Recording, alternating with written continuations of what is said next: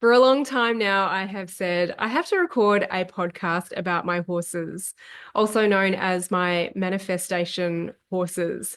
So here I am, honoring the timing, and I'm going to take you through a chronological order so that you can follow the sequence of events and how they have unfolded over the last 4 or 5 years.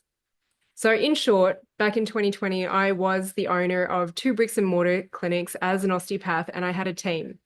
During the pandemic, I was like, holy cow, what am I going to do? We had tens of thousands of dollars going out the door and no money coming in. And I realized that I had been waiting for the clinic to take off and for space to be created for me to be able to dive deeper into the emotional work that I wanted to speak about on a higher and deeper level. But I realized that I had to create the space. And I have this saying that when we don't make decisions for ourselves, decisions will be made for us. And I see that that's what the pandemic did for me. And it was a really beautiful time of growth. And I often share with people that I was actually driven by fear. It's like, oh my gosh, we have tens of thousands of dollars going out the door and no money coming in. What am I going to do?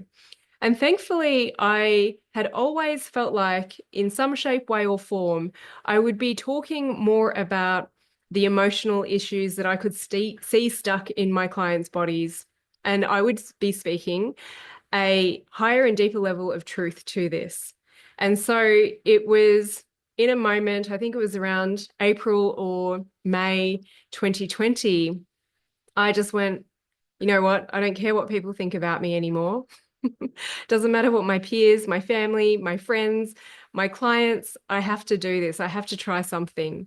I had this moment of not knowing whether or not we were all going to live for the next couple of years. And I felt like this is my sole purpose and it had not been expressed.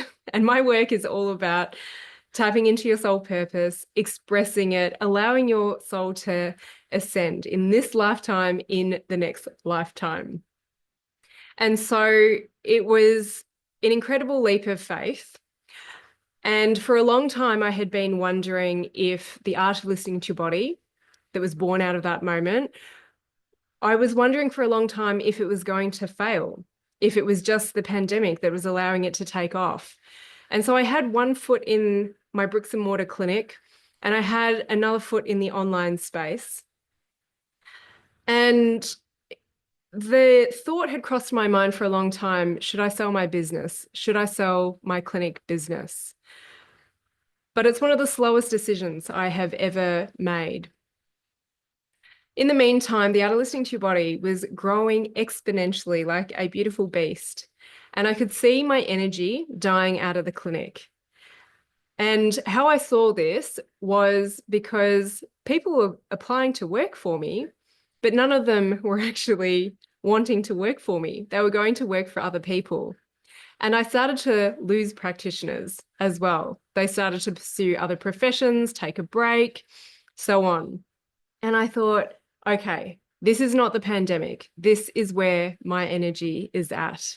And I thought, I have to try and sell this clinic before it dies in the ass. And of course, I consulted all of these mentors and coaches, trying to look for external validation. And then about 18 months later, towards the end of 2021, I decided, all right, I think I'm ready to sell the clinic.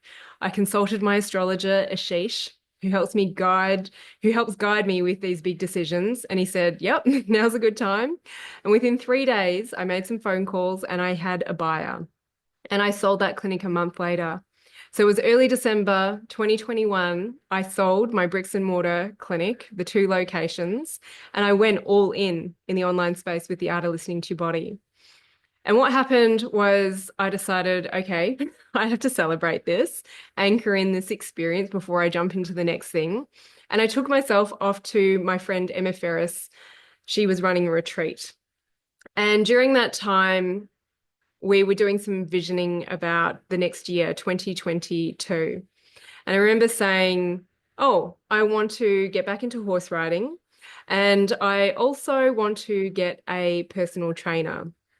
And I'm very thankful to the younger version of myself who didn't wait until 2022 and a New Year's resolution. I booked myself in for a horse ride, the first one in a very long time on my birthday, December 8th, 2021. I reached out to my friend Holly Howard and asked her to train me in Pilates.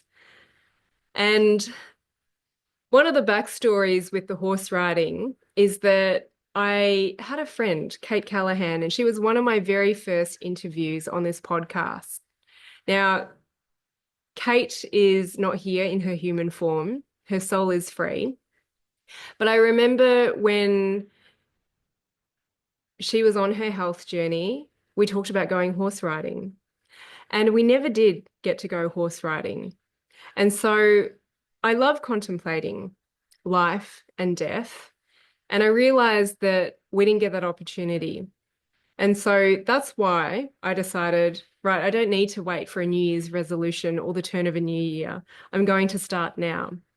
And thank goodness I did, because at the end of 2021, on the 30th of December, I was riding my new bike and I wasn't doing anything crazy. And I fell off and I broke my ankle. I have never broken a bone in my life until this day. I thought I had just snapped a ligament, but I broke my ankle. And here I am, my osteopath brain at the time thinking, bones take 6 weeks to heal. And boy, was I in for a massive lesson.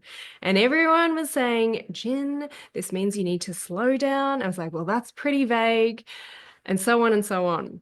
And so, yeah, my ankle took me down a very emotional journey of discovery. And I've recorded podcasts about that. I think I've recorded 2 podcasts about it.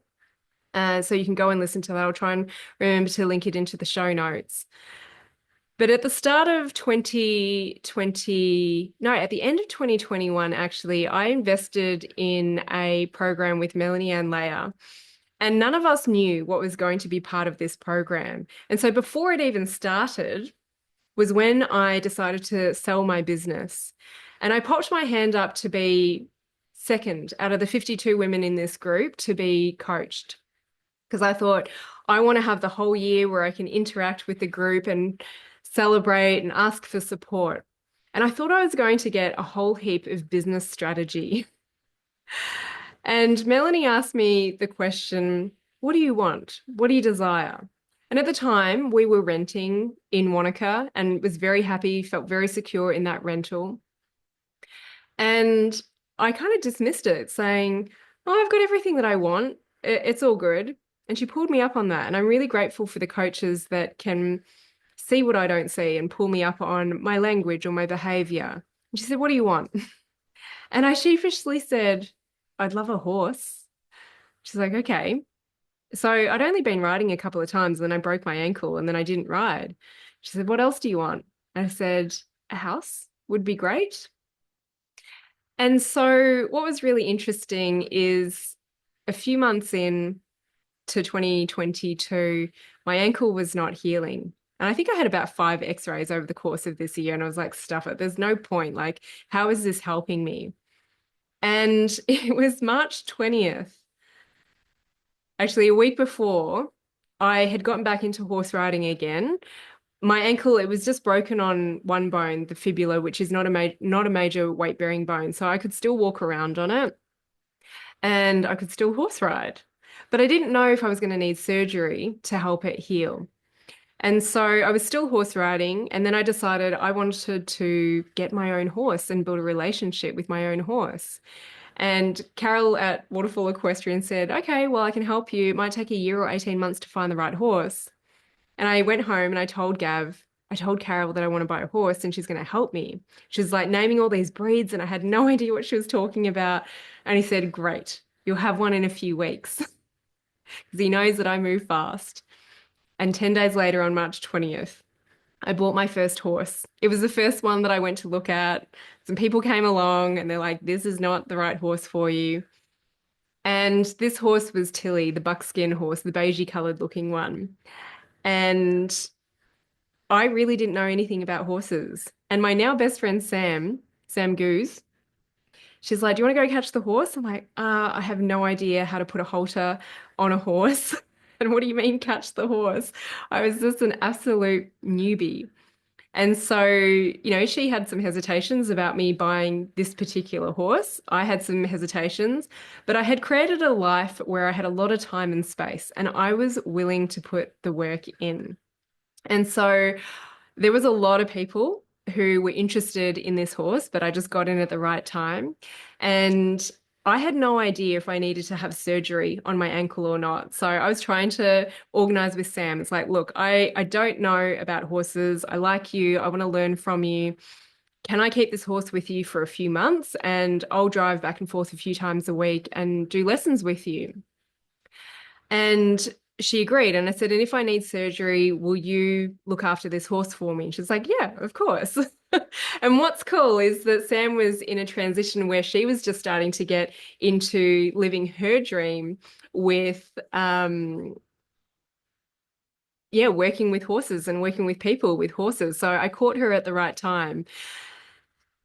This is actually quite a long story, so I hope you're following along, because there's quite a few more horses that came into my life afterwards, but this is how it all started. And it just so happened that Ken Dromgoole, a horseman from up on the North Island of New Zealand, was down that week, and she said, you should go along to this clinic. And I was like, oh my gosh, like I'm not used to being the person in the room that doesn't know stuff. I want to be the best straight away. This is something that I've learned a lot about my constitution and personality.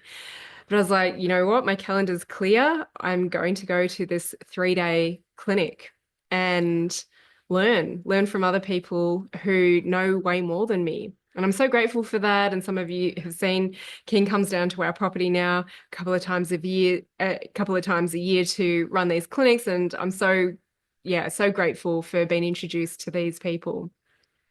And so that was the journey of my first horse. And not only did I get a horse and learn a lot, I also met my best friend, Sam Goose, through this. And she has gone on to create incredible things herself as well. And we've been on quite a journey. Um, I also felt like getting Tilly the horse because she is quite anxious. The last owner who I ended up buying her off bought her and didn't ride her or do anything with her for a few months. I think 2 or 3 months she had her, saying that she was aggressive. And a lot of people said to me, you've just bought the wrong horse. This is a green horse. You're a green rider. But I was willing to put the work in. I was willing to commit. And I felt like, well, getting Tilly, I didn't necessarily feel like she was a healing horse. People talk about how healing horses are and how amazing. And I was like, man, I was so freaking anxious around this horse. Like, I didn't know if she was going to turn around and kick me, what she was going to do. Like, she did not like me. She would pin her ears. She did kick me at times and she had bitten me. But I'm like, I've got to work with this. So she has also been the horse that I have learnt so much from. And I feel like her and all of my horses and all of my animals, they stretch me in more ways than what humans and human emotions can. And so the horses really feel like they're separate to my work, although they really help me build with my work. And I will talk a lot about them when I am coaching clients, particularly when it comes to boundaries and connection and so on. And of course, I'm still on this learning journey with horses. And so it was only about 6 months later, I actually went on Instagram and I saw these beautiful colored horses. They were these chocolate brown coats with blonde manes. And I was like, what is this horse? And I cannot remember the pronunciation of the account, but it's like Muraliver or something like that. It's in France. And I was like, oh my gosh, what are these horses called? And they were called Black Silver Dapples. And so here I am, only 6 months into owning a horse. I was thrown in the deep end with Sam, which I'm so grateful for, because she's like, yeah, you can do this. And we were going on overnight treks and all sorts of things. And my ankle, which still hadn't healed, would go numb. And here I am thinking, I want to get another horse. What are people going to think about me? But I can be really open with Sam, and I shared this with her. And they're not common horses to be able to find this color. And everyone says, don't buy color. I'm like, well, if I didn't buy color, then I would have a million horses. So it's a little bit like my houseplants. And she said, oh, you know who has them is Ken Dromgoole, the horseman that, you did the clinic with. And I was like, no way. And here I am still feeling really sheepish, but I called Ken and I said, hey, I'd really love to get a black silver dapple. And Sam said that you have them. Anyway, conversations transpired. He didn't have any for sale. And he said, but I know someone who does have one. Um, but yeah, let's just see. So December 8th, on my birthday, 2022, I really talk about dates because there's funny timings around things. I get a phone call from Ken saying, that horse is for sale. You better jump on it. And through a bunch of negotiations and conversations, there was another woman that was also interested in this horse, which happened to be a stallion. And I'm like, oh gosh, like a second horse and a stallion. But anyway, at the end of December, just before the end of the year, I managed to purchase this horse. But he was a stallion, which means he can breed and make babies. And I was at an equestrian center and I had no idea where I might be able to keep this horse. And it was interesting just going through the process of trying to make something happen. And that, again, I've built so much evidence that when I push, push, push and have this masculine energy, that actually it's a waste of my energy. So anyhow, I was trying to work out where am I going to put this stallion? I've paid for a stallion. I might as well try and breed from him, but that means more horses and so on. Now, we lived in a 4-bedroom house with a small backyard, 800 square meters. We couldn't keep horses on that property, right? I had my horse at an equestrian center, but I had bought this horse and I said, can you look after this horse for me until I work out what to do? And he said, yeah, sure. And he actually started this horse for me so that I would be able to ride it. And about 3 months later, he was meant to try and bring it down for me when he was going to run a clinic. And it so happened that he couldn't bring the horse down. And I didn't want to put this horse on transport. I wanted it to continue to be well handled. And also, it was really expensive. If you want to transport a stallion, they make you buy blank spaces either side, which means you're effectively paying for kind of 3 horses. So it's like, oh, this is ridiculous. So Ken actually ended up keeping this horse for a little bit longer. And we had been looking at properties on and off, but had never looked at land. And so this is coming up to about 2 years that we're looking at property. And Gab kept on saying to me, whatever you do, stop looking at places for horses, like close to the equestrian center, or maybe you could put a horse or two in like an acre paddock. It's like, okay. And we had just given up on the idea of looking for somewhere. It's like 2 years, this is incredibly long. Like we know that when timing is right, when we make a decision, things are meant to flow and they flow fast for us. And so it's just like, all right, we're really happy with where we're at. And it was like in that moment, the perfect property came up. And actually, my friend Holly, who was my Pilates personal trainer, she said, she had just looked at a property but decided not to move forwards with it. And another friend, when I said, all right, we're gonna look one more time, she flicked me a listing for a property in Queensbury. And I was just like, so anti-Queensbury. I heard it's windy. I don't want to move out there. It's 15 minutes drive from town, yada, yada, yada. But for whatever reason, we went to have a look at this property. It was really interesting. I'm just going to slide this in, but the agent said, they want this much for the property. Can you pay this? And I'm like, I haven't even looked at it. So how can you ask me if I'm willing to pay that much if I haven't even looked or connected with this property? Anywho, so um, this was in 2023 now. I have this one horse. I have this stallion that I've purchased that I've never met. Ken's looking after it. And then we've given up on property. And then this place comes up and we have a look at it. My husband falls in love with it. It's better set up for horses than it is for humans. It had like 13 horse paddocks. And then it's this old converted hay barn from the original farm. And it had a little sleep out in it. And it had stables and a big garage. And he has always dreamed to renovate. So I was like, okay, but this is better for horses than it is for humans. But he wanted it. I was like, all right. So after all of our property sort of investigations and putting offers in and getting turned down and then, just getting sold from under us, we're like, this one just went through, with a little bit of negotiation, but it went through. And decided to settle on the 8th of the 8th, 2023 on Lionsgate Portal. I'm all about my numbers. And so when I worked out that we had this property, I was like, right, this stallion can come down. His name's Chevy, the beautiful black silver dapple color.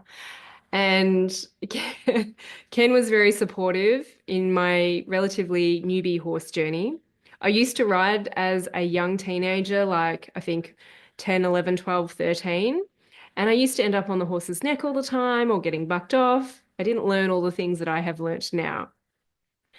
So I was like, right, this horse can come down, and what do I need to know about breeding if I'm going to make the most of buying a stallion?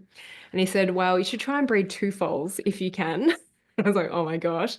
And to try and get the best chance of getting the color, reproducing the color, black silver dapple, you want to get a black homozygous mare. And I'm like, oh my gosh. And so I have this thing where I do social media manifestation. I just say what it is that I want. It turns out the mortgage broker that we had for this property, I had ridden with her before.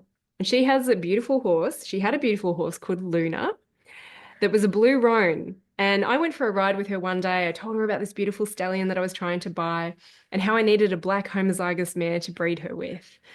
And she said, oh, you know, the blue roans are considered black. I'm like, no way. Will you let me breed with Luna?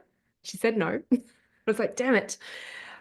But she helped me she helped us purchase this property. She was our mortgage broker.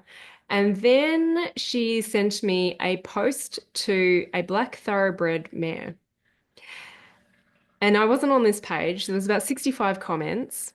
And I was like, oh my gosh. I emailed the woman, AVL, and I said, is this a black homozygous mare by any chance? Thinking, oh, this is a bit of a weird question. But she said she is. She was all into her colored horses as well. So she had her genetically tested. And I was like, oh, wow. Well, I'd love to buy her. Called her up, and I purchased this horse within 90 minutes of seeing the listing. Now, when I was talking to AVL, I was like a crazy woman. And the conversation that we were having was really strange. I was like, hang on a minute. Are you the other woman that was trying to buy the stallion Chevy, the black silver dapple? And she said, yeah. And this is the mare that I was going to breed him with. Now, she lives on the North Island and I live on the South Island. I'm not well connected in the horsey world. I was like, this is so bizarre. This is like Brian Weiss's book, um, Only Love is Real. Like, these souls are meant to be together. Like, I had not inquired about many other horses at all, I don't think. And actually, no, I did, but I was trying to push, I was trying to make it work, and it just wasn't flowing. It's like, ABL, you have to sell this horse to me. Like, I have the stallion. Like, they're meant to be together. And she said, there's someone who's driving 6 hours to go and see her. And I don't want to pull her out from under her. Anyway, she did decide to sell this horse to me, and the other woman wasn't interested.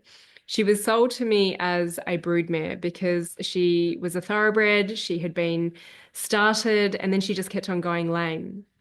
And so this horse I renamed Shadow, this black thoroughbred. And she got sent down to me in August. And she became a friend to Tilly, who really struggled to put on weight. Every time I went to clinics and took Tilly on outings, everyone's like, you need to feed that horse more. I'm like, man, I feed this horse so much, but she's just a little bit of a stress head. So she became a friend for Tilly. She became a paddock mate, and Tilly has never looked better. Like, moving to this property, I had Shadow, I had Tilly, I have this stallion that I still haven't met. And yeah, Tilly started gaining weight, and I've never seen ribs on her again, which is just really amazing. Now, as I'm recording this, it's actually only about 2 weeks ago now that we sadly had to put Shadow to sleep, but I will share that story along the timeline. This is why it feels right for me to share the manifestation horse story with you now. And so I've got these two horses, we've got this property, making all these crazy moves that I thought was once upon a time impossible. And then my friend Jo rings me up and she says, "Do you want to trade your bike in for my horse and pay me a little bit extra? Do you want to buy Luna, the blue roan that she said no to breeding with?" And I was like, oh my gosh, this is on my vision. This is on my manifestation. That's so funny. This is my friend Holly calling, but I'm just going to hang up and call her back later. This is just crazy. Like all the energy, thinking about people, talking about them, and then, they pop up. So anyway, um, so yeah, Joe did not buy my bike, the bike that I broke my ankle on at the end of 2021. And I had gotten it so into horses that I wasn't riding anymore. But I was like, I don't know how this is going to work. Like all this money that's pouring out into our renovations. But yeah, I'm going to buy this horse. I'll put her on a payment plan for a few months. I ended up paying her off sooner. And I'm just going to trust this is all going to work out. So all of a sudden, I had my two horses that I could breed two foals with. The stallion still had not arrived. This is August, September 2023. And then in October 2023, Ken was able to bring Chevy, the black silver dapple, the coloured horse down. And it just so happened that Shadow was in season on the day that he came down and he helped me with the breeding process. So this is all just very new, all very quick. Like it only bought my first horse the start of 2020, end of 2023. I have four horses and I'm breeding. And I often joke with Ken because he has tried 12 times to breed this coloured horse. And I really believe in manifestation. And I want to share this with you because so many people say to me, well, I don't want to say that I want to manifest this because what if I don't? And so I would be putting it out there and I'd be sharing with my clients. It's like, please, can I breed a black silver dapple colored horse, chocolate coat, blonde mane? Like, what are the chances? And I had to hold on for 11 months. They're pregnant for 11 months. And Shadow actually ended up being pregnant for over 12 months. And then about 2 months later, Luna got pregnant. And I was like, wouldn't it be cool if I got a blue roan? Okay. So I waited, I waited, I waited. And Shadow was 7 weeks overdue. And I have some of these stories on my Instagram. Now, babies are born whenever they're meant to be born, right? And I had bought all of the gear, the foal alarm, so that when the horse lies down completely flat, it sends you a text message. I had bought cameras to keep an eye on them in the paddock and in the stables because I was putting them in there every night from the due date. And then I just got sick of it. I was like, man, you're so over. I'm just going to stick you both back in the paddock. And then there's a sign that you can look out for that tells you that the horse is going to have its baby within 12 or 20, 24, 48 hours. It's like they start dripping colostrum. And it's like this golden drop. And I took a photo of it. I was like, oh my gosh, she's going to give birth soon. And typically they give birth at nighttime, but I decided to move Shadow up into her own paddock. And what was really interesting is that a heron visited the paddock that morning. Now we get this heron, I've only seen it about 2 or 3 times, very occasionally on our property. And the heron came into Shadow's paddock. I can't remember the exact meaning of it, but it just felt very aligned with where we're at. And so this is October 2023. I usually don't turn my phone on silent at this point in time because I'm keeping an eye out on the foal alarm. And I'm on one of my group calls Embody. So these are people who have been one-to-one clients or they've been on my release course and they come into an intimate 6-month group coaching program to create a vision to manifest the life they desire. So they have worked on their pain, their past, their emotions, and this is an ongoing journey, but they've done the bulk of it and they've received their messages. And now they're looking to how do I integrate this into my life, into the vision for my life? And so on this particular day, on October 23rd, I am workshopping a vision exercise with them called 7-Year Image. Now, back in 2014, when I very first went to a personal development seminar, I begrudgingly did a vision exercise. But then I was like, oh, this is pretty cool. Like, what if this could happen? And so over the years, I have refined this. I've added my own intuition and energy into the 7 year image exercise. And I was workshopping this with them to keep them accountable to actually do the work and receive feedback. And I'm usually very present on my calls, but because I was giving them a few minutes at a time to actually answer the questions, I was like, I'm just going to check my phone and I'm going to look at the camera and I'm going to look at the horse. And I was like, that's weird. The horse is lying down and Gav's in the paddock. Why is he in the paddock with this horse? I didn't receive any notifications because I inadvertently turned my phone on silent. And I was like, that's odd. I better get back to my group. And then I checked my phone, looked at my messages, and Gav had sent me a picture of a foal. And he's like, the foal is here. I'm like, no freaking way. I'm like, oh my gosh, I have to interrupt this call. And I'm like, the foal's here. I missed it. Now, Gav, I had the cameras, I had the foal alarm. He just happened to walk past and see this white thing popping out of Shadow's bum. And he's like, oh my gosh. And he actually helped it because the amniotic sac did not come off its face. So it was all just perfect and divine timing. And I said to the Embody group, oh my gosh, do you want to come up? Do you want to see the foal? And they're like, yes, go, Jen. So I took the laptop up with me and I put them in the paddock and we just stared at this foal. And when they're born, you can't tell what color they are that clearly. But I was like, oh my gosh, I think she's a silver dapple because she had silver eyelashes. And, some of my friends said, it'll be a colt, it'll be a boy because it's like too dumb to find its way out. Sorry, guys, because it was so overdue. But it was just amazing. And I love having that recording for myself of like the excitement, the newness. And I was like, wow, like I still don't 100% know what color this foal is. I messaged the lady that I first saw these colored horses on Instagram. I said, what do you reckon? And she said, definitely 100%. That's the silver dapple. Like she breeds so many of them. Um, and I didn't want to pull tail hairs out to get gene testing. It was just like trusting. It's like, whatever, I'm going to keep this foal anyway, but how cool would it be if it's silver dapple? So it's like the first time ever breeding. Oh my gosh, like what if I could get this color?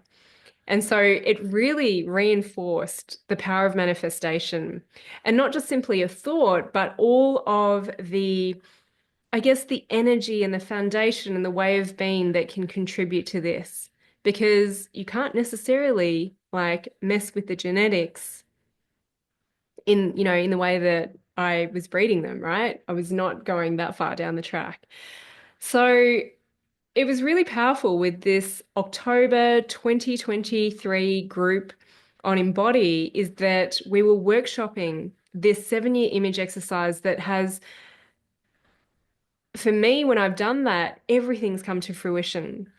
And when I landed on this property in 2023, it was like, holy cow, I don't know what my next vision is, what my next big desire is, the one that feels impossible. So I felt a bit resistant to that exercise to refine it once again, but I know how important it is.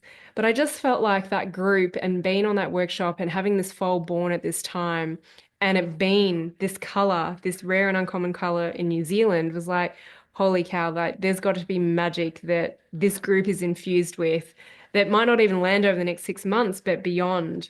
So it was really special for us to all be part of that. Now, what was funny is Michelle Carpenter, give her a shout out. She's a spiritual medium that I met a couple of years prior. And she's been to the land, she's done some work on my horses, doesn't know much about horses.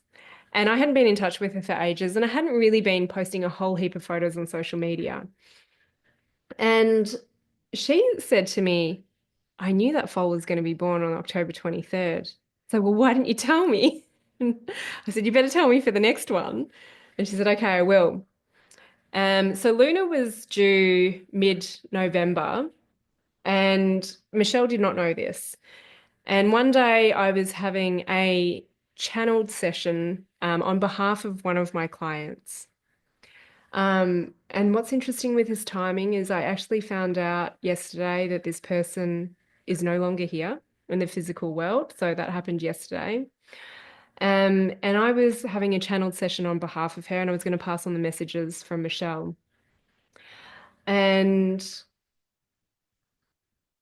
it was actually 2 days prior to this session, Michelle messaged me and she said, Luna's going to have her foal in a few days, 2 or 3 days. And then I booked this session on behalf of a client. And I was like, I don't know, Michelle, like we're on day 3. Nothing's really happening. It was on a Friday. This was also the time when I randomly threw in at the end of the session and I said to Michelle, do you think I should write a book? Like, is now a good time to write a book? And this was an idea that I had a while ago. And she just said yes. And I was like, okay. I think this is a separate story. But Luna was not showing signs of having her foal anytime soon. And I'd put her back in with the other horses. And I thought, okay, well, if Michelle's right, I'm going to get her onto some grass. I'm going to give her own paddock. And it was on day 3. She said 2 to 3 days. And I look underneath and she's dripping colostrum. And I was like, Michelle, like this is a sign it could happen. And she said, good luck for tonight. It's like, wow. Now, again, I bought this foal alarm. I had the cameras and I had just put it on Luna. I had months prior of this bloody foal alarm going off all of the time, going, oh my gosh, are they having their foal? I put her into the stables that night on November the 15th, Friday, Saturday, Sunday, I can't remember. And I just happened to look on the camera at like 2, I think it was around 2:30ish a.m. I didn't need the bloody foal alarm. I looked at her just at the right time and I heard her waters break. I went and woke Gav up. I went and woke Violet up because she wanted to be able to see it. It's like, I so want to see the birth of this foal. I do not want to miss this. I missed the first one, but that was meant to be. Gav got to see it. He calls himself a horse midwife now. And we were all in there in the stable with her. And usually foals are born within 20 minutes and they hit the 20-minute mark and we're like, man, this foal keeps on popping out and popping back in. So Gav grabbed its foot and just held it during a contraction. And then she's got massive shoulders. Then she popped out. And here I was thinking, oh, what if I get a blue roan? I was like, this horse is dead black. Like, it is so black. Just be happy you got the silver dapple. She's born at nighttime. It's so beautiful. We got to hang out with her. And the next morning, I was looking at this foal. So this is November 16th. Sage is born. By the way, the other horse's name is Phoenix. And that was because it was the year of the dragon. And I felt like year of the dragon rises the phoenix. And then we get this another filly, another little girl, which I think they're so much easier than boy horses. But I called her Sage. I was expecting it to be a boy. I was going to call a boy Midas, but Sage was born. And the next morning when the sunlight hit her, I was like, this horse has some white hairs on her. And so I messaged another woman that I've befriended on Facebook who I know breeds roan horses. And I was like, Cheryl, is this horse roan? And she said, if there's any white hairs, it's probably a roan. And it's like, holy cow. I've just bred my first 2 foals and they're both colored. And I'm speaking to Ken. He's like, oh my gosh. So, and I'm like, manifestation, manifestation. But it's just it's been an incredible journey. And I was very intentional about the last quarter of 2024 being about the foals. Because I knew that they were due around September, October, November, and I just wanted to spend time with them. And usually in quarter 4 of a year, I don't have much on. Quarter 1 and quarter 3, I always know what's happening. That's when I tend to launch my release course and people come into Embody and various things like that. But quarter 2 and quarter 4, I always leave free for whatever might land. And it was really beautiful because so now I've got these 6 horses. Now I have 6 horses. And the book idea had landed. And things actually moved pretty quickly with the book idea within 5 days. The right people showed up synchronistically. And I had this time with the foals, which was amazing. And so 2025, I go into launch the 9th round of release. It's a 9-year. It's crazy. And what's interesting is I had followed a bit of a strategy. And I'm very big on strategy is a small part of what you do. The energetics and the energy that you feel towards the strategy is more important. And so I used a strategy that worked really well for me in August 2024. And it did not give me the same results as expected in January, February 2025. But I was deeply in the trust. And I shared this with the clients that joined Release. Like I'm an open book. I shared it with all the people that I was working with at the time. They always get my behind the scenes. And I was like, right, but I had this deep trust that everything was going to be okay. And as a result, because that release group was a lot smaller than usual, I wasn't on my laptop as much, having to respond to as many people. And so all of a sudden, I had this time and space to write my book. So at the start of February, I received the layout, and pretty much in 5 weeks, I wrote my book. Actually, it's sitting behind me. I'll share it with you. I just received the sample the other day. So I wrote this book, and I don't consider myself a writer. I'm not going to go into that because this is the horse manifestation story. The horses, the 6 horses and the house story. Um, and I was like, holy shit, I've just written this book so quickly, and I am not a writer, but I need to work on things in a focused amount of time so that I know, like, where are my thoughts? How can I collectively put it together? Where did I write this? Does it link in? And so on. And so by the start of March, I think it was March 8th that I had finished writing it. Um, and release had finished. April was another round of, okay, no, we're at the end of March and release had finished. And I was just about to start another round of Embody and the space membership. And one of the things that I usually do is I do a bonus workshop when a new round starts. And so I decided, well, let's workshop the 7-year image. And I told them the story about how Shadow had Phoenix on October 23rd when I was workshopping this with the Embody people, and how I just feel like there's this crazy magic and energy around this particular exercise. And I tell you what, every single one of my clients that actually does this exercise, it is crazy how amazing their life turns out. It was interesting because I was talking to a friend this morning who's been part of my program, and she's like, I've got so much resistance to that exercise. I'm like, oh my gosh, why? Like, honestly, every single person who's done it, like, so much has landed. Anyhow, um, so I'm planning this workshop for the Thursday, but on the Wednesday prior, I have my final call. Okay, so I'm just working backwards a little bit. So this week, Monday, Tuesday, Wednesday, Thursday, I'm meant to have this workshop on the 7-year image on Thursday. On the Wednesday, I have my final call with this Embody group after 6 months. We have our celebrations. Okay. But on Monday, we had this weird series of events. Had to take Violet down to Invercargill Hospital, 3.5 hours away. Took my friend down. We stayed overnight. She's meant to get a tooth pulled out. She's not very good at the dentist, which is why she had to go the hospital route to get general anesthetic. Um, the following Tuesday, we're in day surgery, prepped and ready to go, and they say there's no dentist scheduled. I'm so sorry. And it's like, that's all right. We'll just trust this is meant to be, and call me later and we'll reschedule something. What was interesting is that on the Monday night, Violet was very scared of dying from a general anesthetic. So we're pulling tarot cards, and she pulls the death card, which actually is quite a positive card when you pull it in a tarot deck. So I use the Dreamy Moons tarot deck, and she pulls the death card. Now on Tuesday, Wednesday night, I have a very interesting dream where a really solid message that was given to me by someone landed. I'm not going to go into details with his dream, but it was around death, and I woke up bawling my eyes out. So people who are working with me, they know what the story is, but it's not one that I can really share publicly. Who knows what will come to fruition. And Wednesday, I have the Embody call. We're celebrating everything. And I'm like, guys, so many of you had so many wins, and so many of you are going to continue to have wins, especially if you're part of this group, part of that, that day workshopping 7-year image. And that afternoon, I hadn't looked at the horses all day.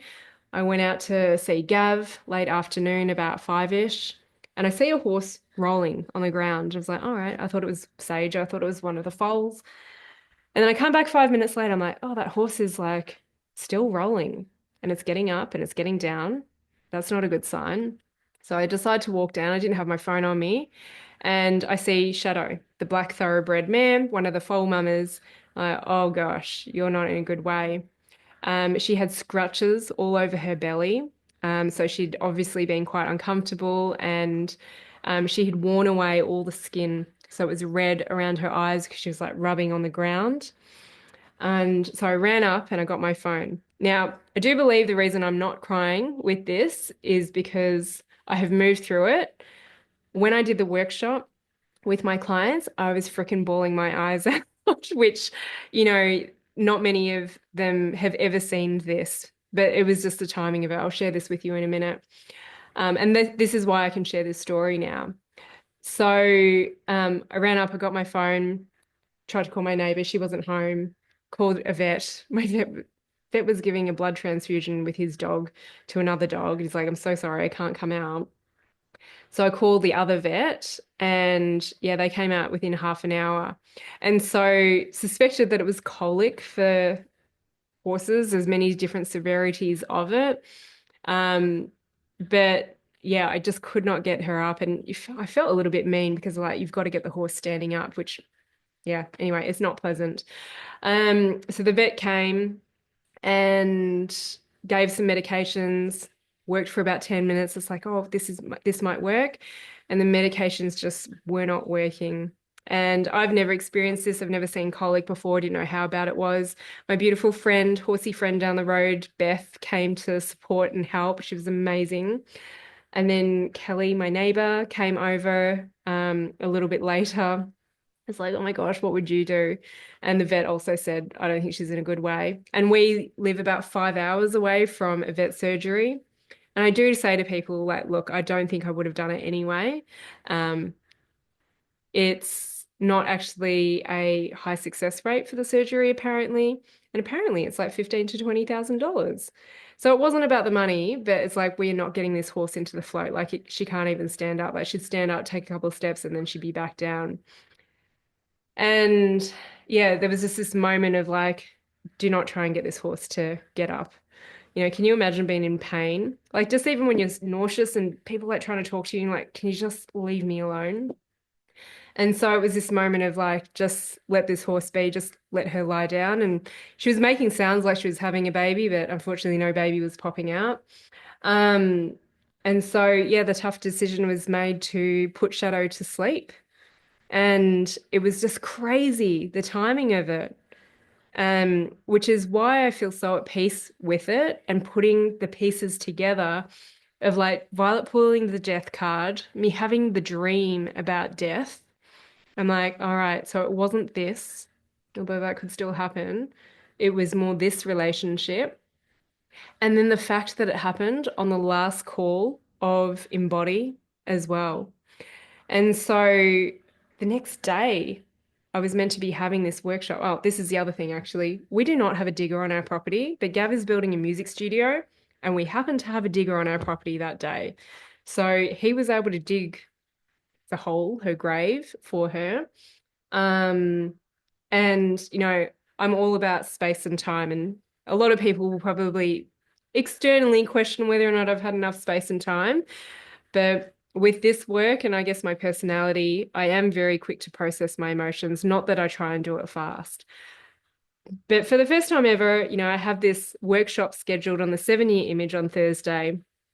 You know, we were out there till 9:30 at night getting things prepped. And it's like, I need to cancel this call. I am such a stickler for commitment, but I was like, I need to cancel this call. So I sent out an email and I said, I'll do it on Friday. And I had a lot of tears on the Thursday. We buried her on the Thursday. One of the main concerns was Phoenix the foal, which she was 5 months old. But you know what? She has coped amazingly well. And this is the moment of like, oh my gosh, I'm breeding two foals to like, thank freaking God I bred two foals. Because she had another little foal friend, and actually Luna's just such a what I call a kapha mama in Ayurvedic doshas. She would always be hanging around Luna and the other foal. Anyway, so yeah, she's just kind of been adopted out, and she's coped really well. She hasn't been stressed at all from what I can see. And so, yeah, all the timing of it was amazing, albeit very sad, of course.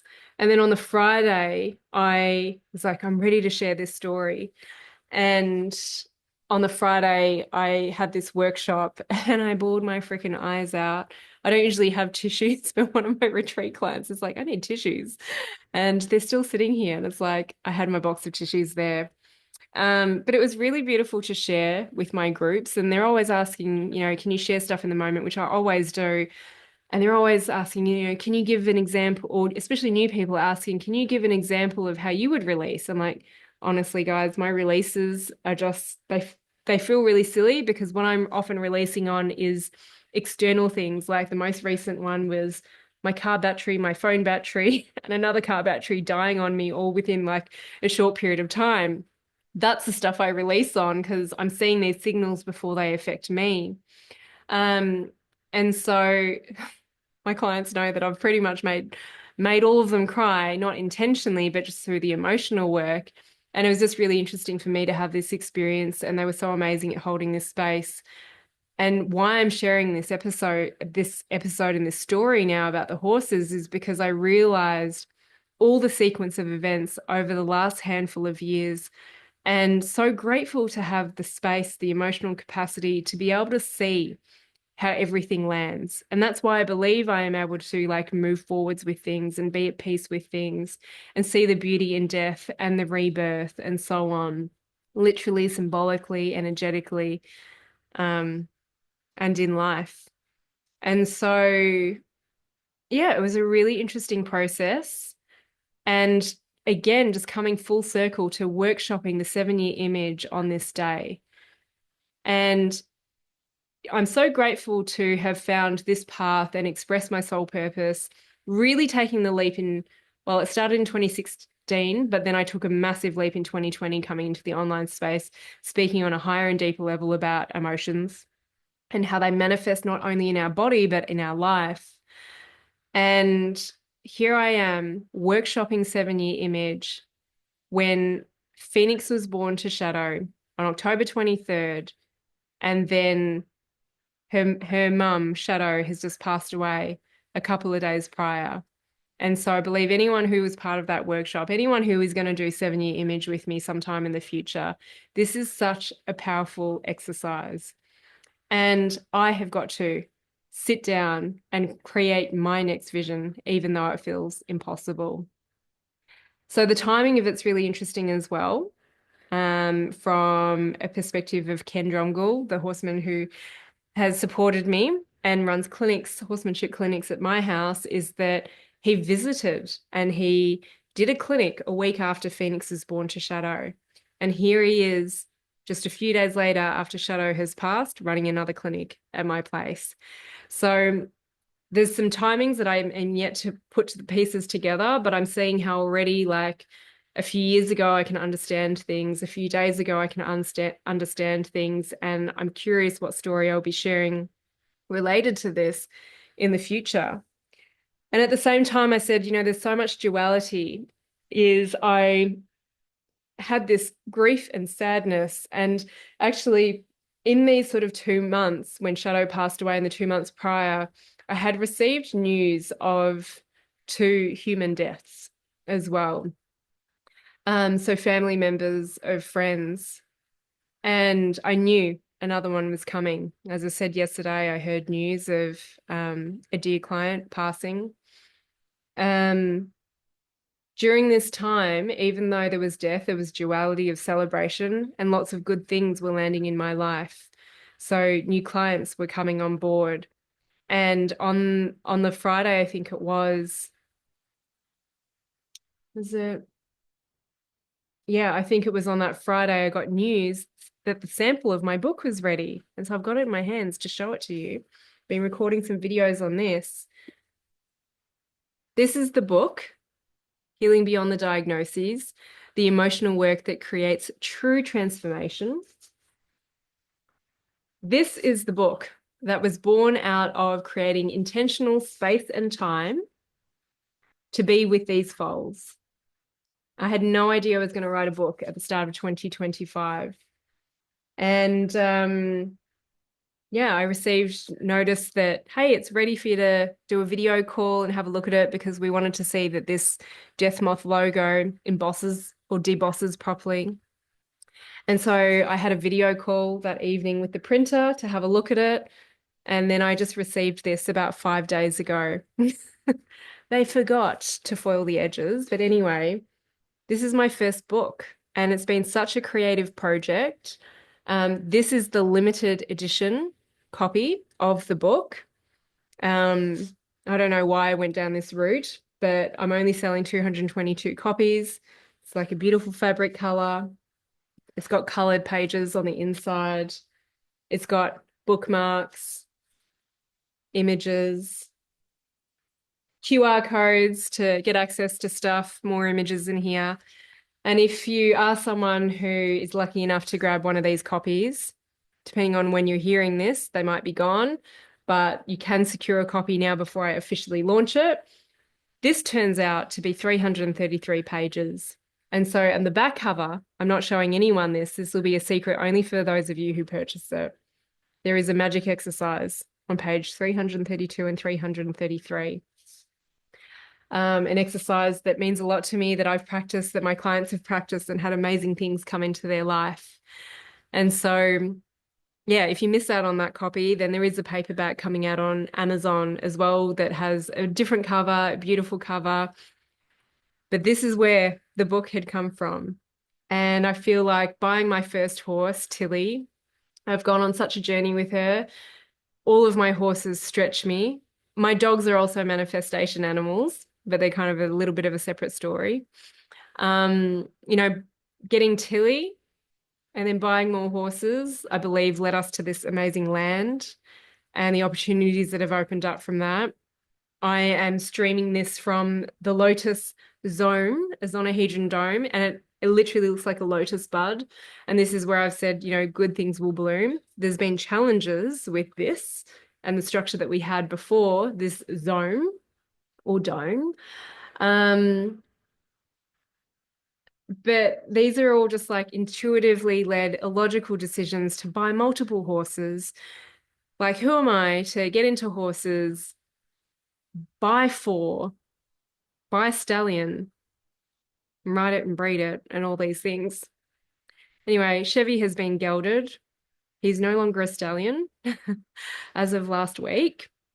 And yeah, I'm looking forward to the journey that's going to continue to evolve. And one of my goals is in about 18 months to 2 years, when the foals are old enough, that we're going to have a starting clinic here with Ken Dromgoole, and that I start my own horses. So my mission is to become a really good rider and really good with my horsemanship skills.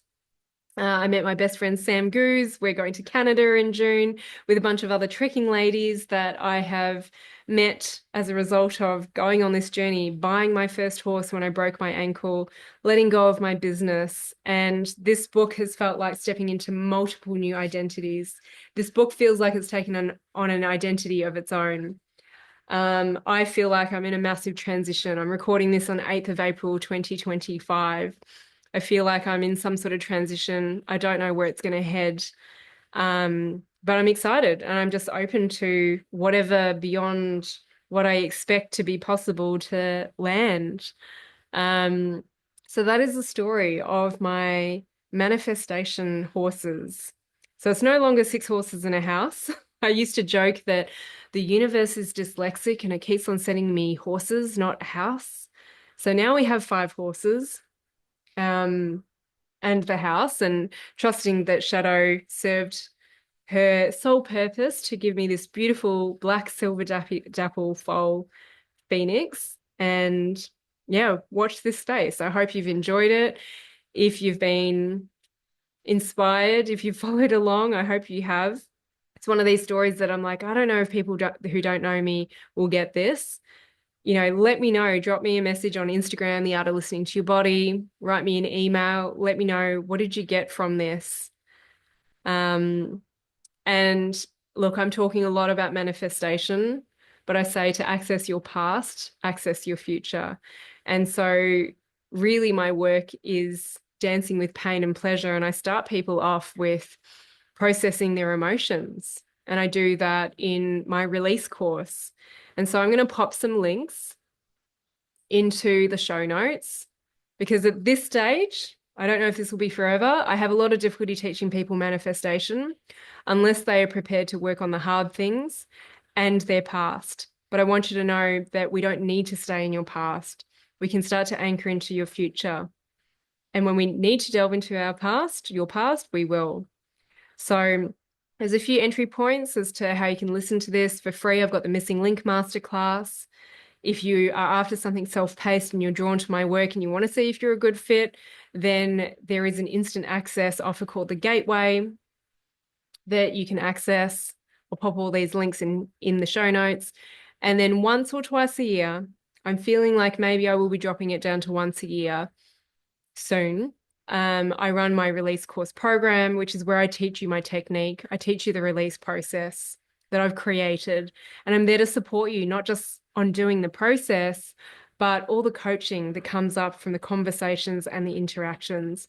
Because at the moment, I deeply believe that emotional work should come with a level of support, because we just work on the stuff that we are aware of. So if you're really keen on manifestation, I feel like this emotional work is so important. Access your past to access your future. Thank you for listening. Thank you. And send me a message on what lands with this episode.